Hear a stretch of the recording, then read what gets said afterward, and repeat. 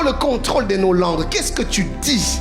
Maudis-tu le pays? Maudis-tu la terre? Maudis-tu Dieu? Maudis-tu ta vie? Qu'est-ce que tu dis de toi-même? Qu'est-ce que tu dis de ta nation? Maudis-tu le gouvernement? Maudis-tu les autorités? Qu'est-ce que tu dis? Quelquefois on se laisse aller et le diable en profite pour nous pousser aux erreurs, mais quelquefois aux erreurs irréparables. C'est le piège dans lequel Saül est tombé. Qu'est-ce qui se passe? Les ennemis viennent combattre Israël. Et les ennemis sont en train de s'approcher. Mais le peuple ne peut aller en guerre aussi longtemps que le sacrifice n'est pas offert. Il faut que le sacrifice soit offert. Et Samuel apparemment traîne, tarde à venir. Et Saül, lui qui était roi, il avait l'onction royale, il n'avait pas l'onction sacerdotale, il n'avait pas l'appel à la sacrificature. Saül n'était pas un sacrificateur, il était un roi. Il n'avait donc pas le droit de sacrifier pour le peuple. Et Samuel lui avait dit, moi-même je viendrai faire le sacrifice.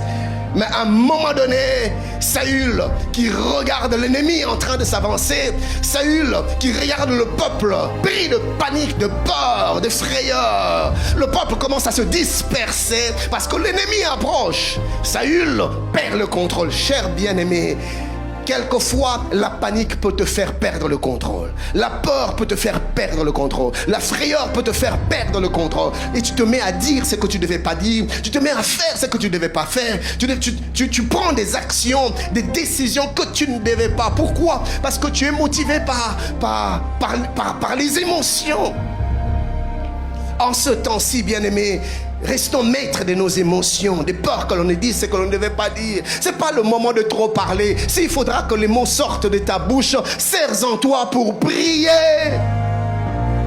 Pas pour dire des choses qui vont te juger. La Bible dit, par tes paroles tu seras condamné, par tes paroles tu seras justifié. Fais attention à tes actes. En temps d'épreuve, en temps de pression. Saül pris par la pression, par la peur, plutôt par la panique. Il prend l'animal et il sacrifie. Et c'est en ce moment-là que Samuel vient. Il dit, mais Saül, qu'as-tu fait? Dieu te rejette. Dieu aurait pu affermir ton trône pour l'éternité. Mais maintenant, Dieu te rejette.